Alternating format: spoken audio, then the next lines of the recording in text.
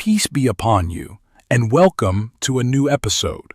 In 1943, in a small village called Shatanoof, near Monufia Governorate, a strange smell began coming from a small house made up of 3 rooms. The smell became so strong that no one could ignore it. Neighbors passing by the house would hold their breath because of the unbearable stench, and every day the woman living there would come up with a new excuse. One time, she said that the rabbits she kept had died inside their burrows. Another time, she claimed that a goose had died and that she had placed it on the roof of the house. But how could the smell of rabbits or a goose last for 15 days and get stronger day after day? The neighbors began to suspect that something was terribly wrong. This woman, who always appeared calm and ordinary in front of everyone, seemed to be hiding a dark secret beneath the roof of her home, something far more disturbing than any of the excuses she kept giving them. The truth began to unfold when one of the neighbors decided to report the matter to the village mayor. Not long afterward, the mayor arrived with a police investigator to find out where the smell was coming from. They followed the stench until they reached the bedroom of the woman who lived there. And right there, underneath the bed where she slept every night, they discovered something horrifying. Buried beneath some clothes and dirt was a partially decomposed human body. The victim's skull had been crushed by a blow from a hard object, and the victim's clothes were found near the oven, soaked in blood. But who was this person? How did they end up inside the house and buried beneath the bed? And who could kill someone, bury the body, and then continue living normally above the corpse for 15 days as if nothing had ever happened? The answer was about to change everything people thought they knew about this woman, and about the entire village. Even more shocking, it would lead people to give her a nickname that would continue to be remembered for many years afterward. Even the village mayor, when he entered that house, could never have imagined that he was about to witness such a brutal scene. The entire village had always been quiet. People knew each other from childhood into old age, and no one could remember a murder like this happening there in a very long time. Even the police investigator stood silently for several moments when he saw the body, struggling to comprehend what was in front of him. He then ordered the farmers gathered around the house to keep the children away from the scene before they continued digging. The sight was horrifying for anyone to witness, even for people who had grown accustomed to seeing death in rural villages because of illness or accidents. No one could have imagined that a seemingly simple and quiet woman, who spoke softly, raised 2 children, and worked as a seamstress, could be the person behind such a terrifying scene. Let's go back in time for a moment so we can understand this story from the very beginning. Discover who the woman was whose victim was buried beneath her bed. Learn who the victim was and how they met such a brutal end. And find out how this story eventually became a crime that was described at the time as one of the most horrific cases Egypt had witnessed during the 20th century. The story began in 1943, in Giza Governorate, specifically at Al-Hawamdeya Market. At the time, the market was known as a place where almost anything could be bought and sold, and it attracted people from all the surrounding villages. Among the people who regularly visited the market was a farmer named Muhammad Handawi from the village of Shasha in Monufia Governorate. He would come to the market every week to buy tools and supplies he needed for his agricultural work. One day, as he was walking through the market as usual, he caught sight of a young woman standing there selling cotton, with a young man standing beside her. The woman's beauty caught his attention in a way he couldn't explain. He stopped and watched her from a distance, feeling that he couldn't leave without finding out more about her. He walked a few steps and tried to continue on his way, but his feet somehow carried him back to where she was standing. He felt strangely drawn to her, so much so that he completely forgot what he had originally come to the market to buy. He approached the young man standing beside her and started a conversation. He learned that his name was Mohammed Saleh el-Kureiti, and that the young woman with him was his older sister, Suad Saleh el-Kureiti. He also learned that their father and mother had died years earlier, and that since then, the two siblings had been forced to rely on themselves. They worked in agriculture and sold cotton at the markets every week. By coincidence, that was the first day Suad and Mohammed had changed their usual spot in the market. For years they had stood in a different corner, far away from where Handawi happened to be that day. If they had stayed in their old spot, Handawi might never have seen them at all, and perhaps the entire story would never have unfolded the way it did. But fate seemed to have arranged everything in its own way.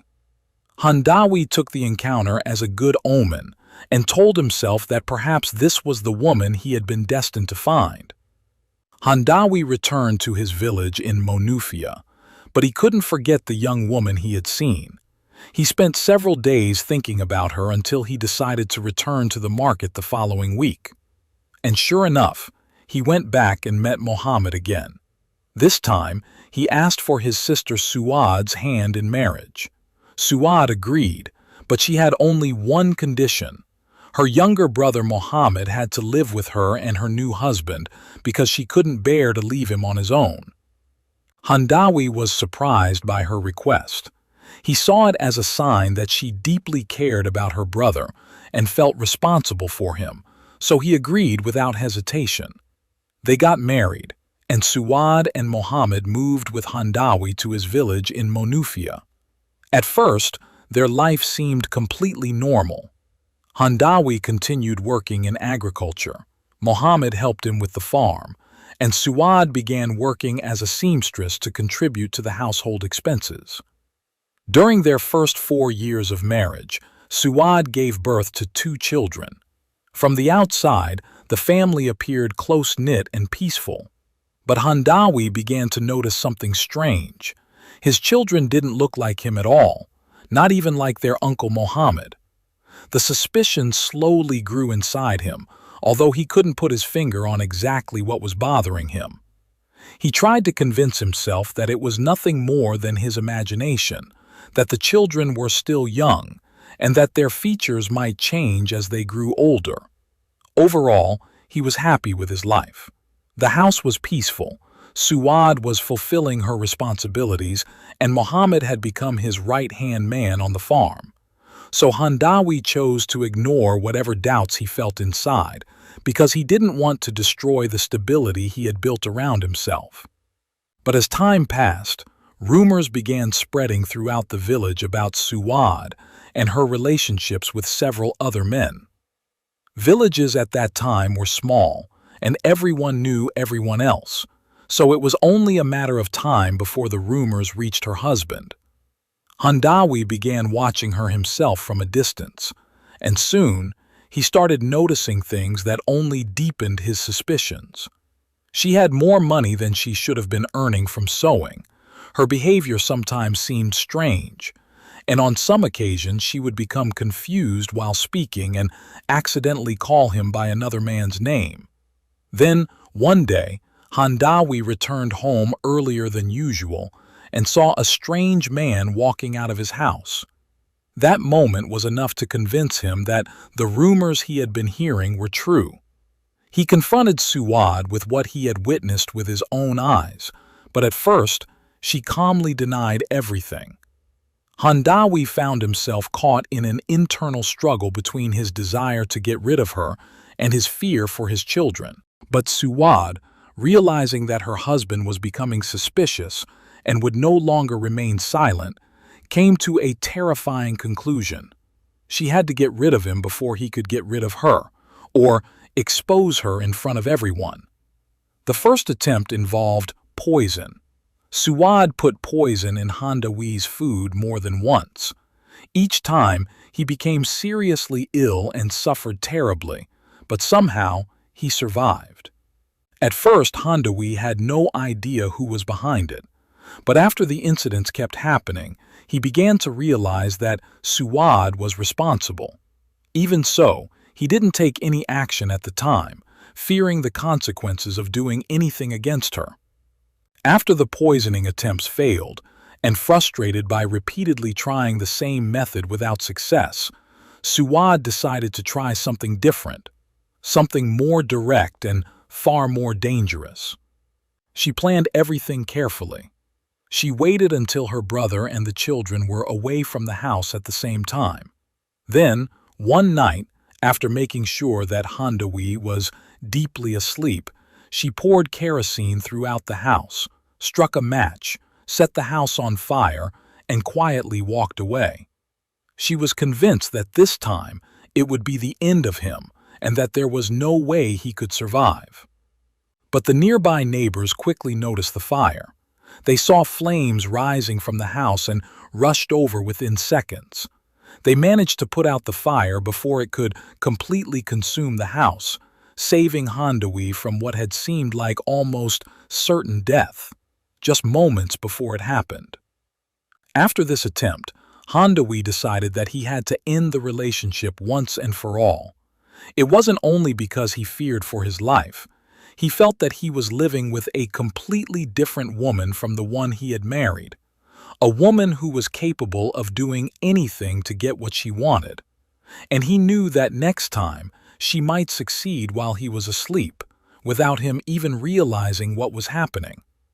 He went to the village mayor and told him everything, from his suspicions about Suad's infidelity to the poisoning attempts, and finally, the fire.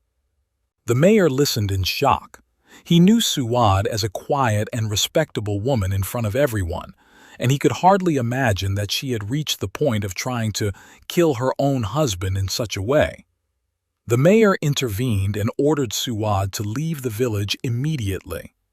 He told her that he could not guarantee her safety if she stayed, because once the villagers learned the full truth, they would not remain silent. Suad agreed without much objection, as if none of it mattered to her. She left with her brother and children and moved to a nearby village called Shatanoof, located only a short distance from Handawi's village. In Shatanoof, Suad began a new life, but her way of living didn't change. With the money she had saved before leaving her previous village, she managed to accumulate what was considered a very large amount at the time, around 40 Egyptian pounds. Back then, that amount could have been enough to buy an entire house, especially considering that it had been earned by a woman working as a seamstress in a small village. She used the money to buy a small house consisting of 3 rooms. She and her children and brother lived in 2 of the rooms, while she decided to rent out the 3rd room to young men from the village. She claimed that she wanted an additional source of income to help raise her children without having to depend on anyone else. At first, everything seemed normal. It looked like an ordinary rental arrangement, just like any other rental in any village. But over time, it became clear that the room had turned into a place where Suad engaged in illicit relationships with the young men who rented it, in exchange for money. The situation gradually became an open secret among the young men of the village. Some of them would even come asking about the room, knowing that they were looking for something other than a place to stay. Mohammed, her younger brother, witnessed all of this. He tried to talk to her several times, telling her that what she was doing was wrong and that she needed to respect herself, think about her children's future, protect her reputation, and consider his reputation as well. He felt ashamed in front of the people of their new village, especially because they were still strangers there, and the first impression people formed about their family was largely based on his sister's behavior. Every time he tried to bring up the subject, Suad would respond coldly. Sometimes, she would accuse him of interfering in her private life and tell him that he was still too young to understand. Yet, he was the only person who saw the whole truth and lived with it every day. But Suad ignored everything he said and continued down the same path. Eventually, she completely abandoned her work as a seamstress and devoted herself entirely to this new source of income. The third room in the house had become her main source of money. Mohammed, who had grown into a mature and increasingly aware young man, eventually reached a point where he could no longer tolerate the situation. He decided to travel to Giza to meet relatives from the family, whom they had been estranged from for many years, and tell them everything that was happening. He made the trip and met his maternal uncles, telling them in detail about his sister's behavior. The relatives were shocked, and they decided to come to the village themselves and speak to Suad.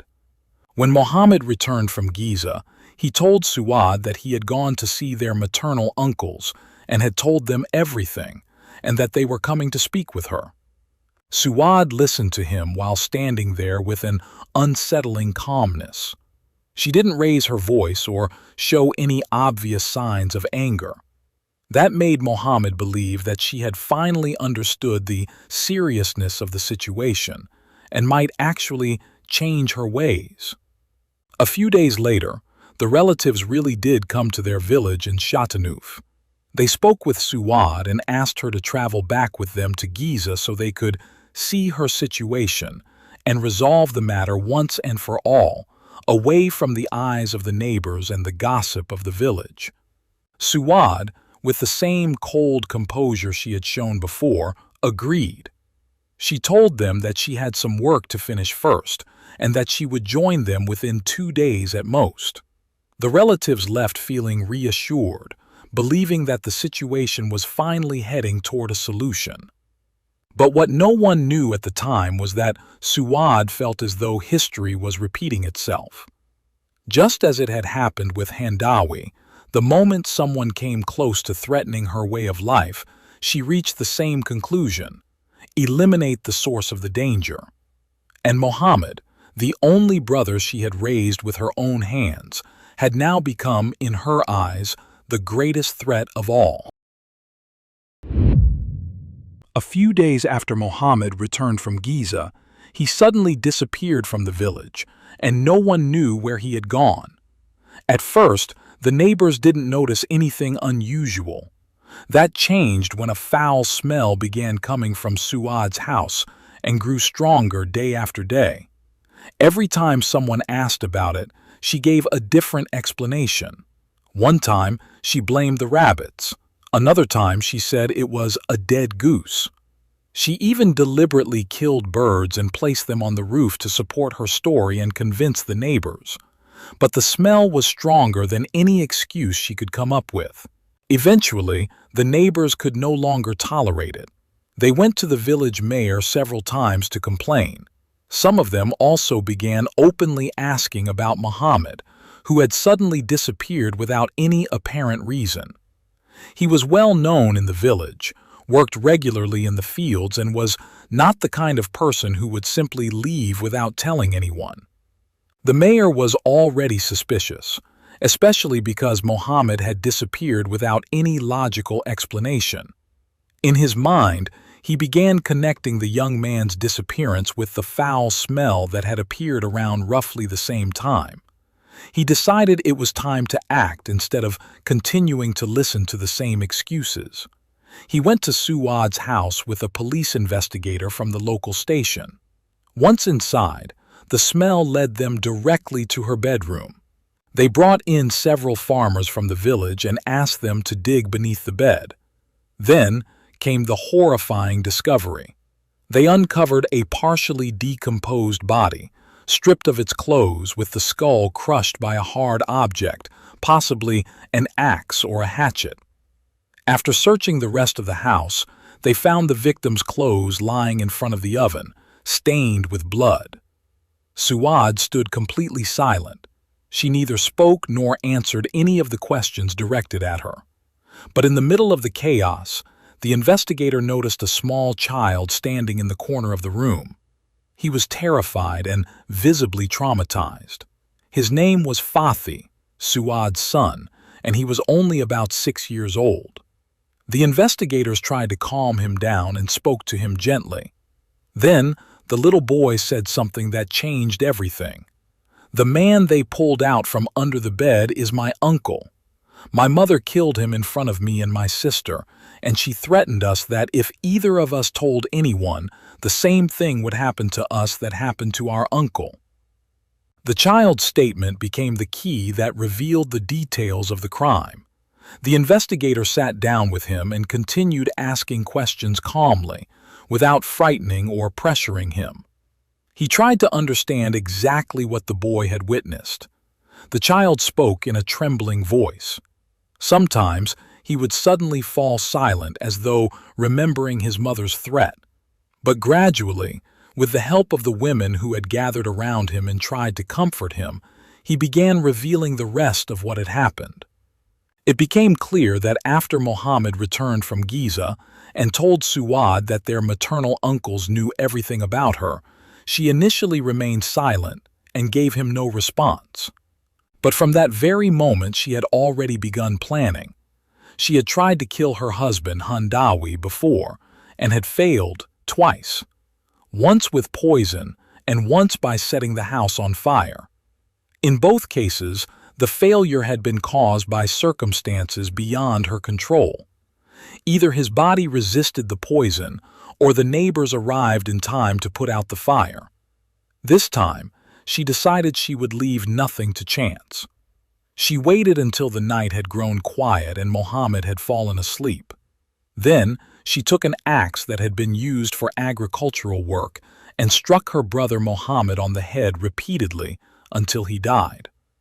Her two young children were standing nearby, watching the entire scene unfold. They were too terrified to move or scream, fearing their mother more than the horrifying sight in front of them. After the murder, Suad removed his clothes, dug a hole beneath the bed where she slept every night, and buried his body there. For 15 full days she continued sleeping above her brother's corpse, carrying on with her daily life as though nothing had happened.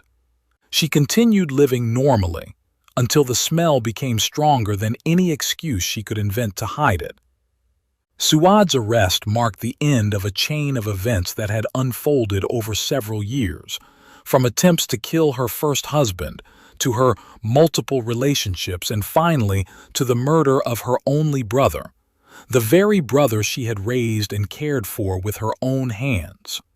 Without him, she would have been completely alone in the world, with no one left to rely on. The case was referred to the public prosecution, and a forensic examination confirmed that the victim had died exactly 15 days before the body was discovered. The cause of death was determined to be a powerful blow to the head with a hard object, such as an axe or hatchet. This was entirely consistent with the young boy's account and with the weapon found inside the house. The evidence was overwhelming and left virtually no room for doubt. The testimony of her young son, the blood-stained clothes found lying in front of the oven, and the body buried directly beneath the bed in the very same room where Suad had slept every night. During the investigation, Suad confessed to every detail of the crime with little resistance. She described everything to the investigators with the same coldness her son had witnessed when she attacked his uncle, with no apparent remorse or tears. She stood before the prosecution and recounted the events in detail, how she had planned the murder, how she had carried it out, and how she had continued living above the corpse for 15 days without breaking down. The case was eventually brought before the court, and Egyptian newspapers at the time reportedly described it as worse than the crimes of Raya and Sakina, one of the most notorious murder cases in Egyptian history during that era. That comparison reflected the enormous shock the case caused throughout Egyptian society, not just among the residents of the village. The court examined the evidence and the confessions, and there appeared to be no room for doubt regarding her guilt. The sentence handed down was death. At the time, it was considered an appropriate punishment for a crime of such brutality and bloodshed, especially because the victim was one of the closest people to her, her only brother, the person who had remained by her side since they were orphaned. The story continued to be retold for many years after the crime because it shattered the image people had traditionally associated with crimes in Egyptian villages at the time. This was not a crime driven by a dispute over land, an inheritance, or a family feud. Instead, it was a crime committed by a woman who refused to allow anyone to stand in the way of her desires, even when that person was the closest person she had in the entire world. And with that, today's episode comes to an end. If this is your first time on the channel, don't forget to subscribe and turn on the notification bell so you receive all the new episodes. See you in a new episode. Goodbye.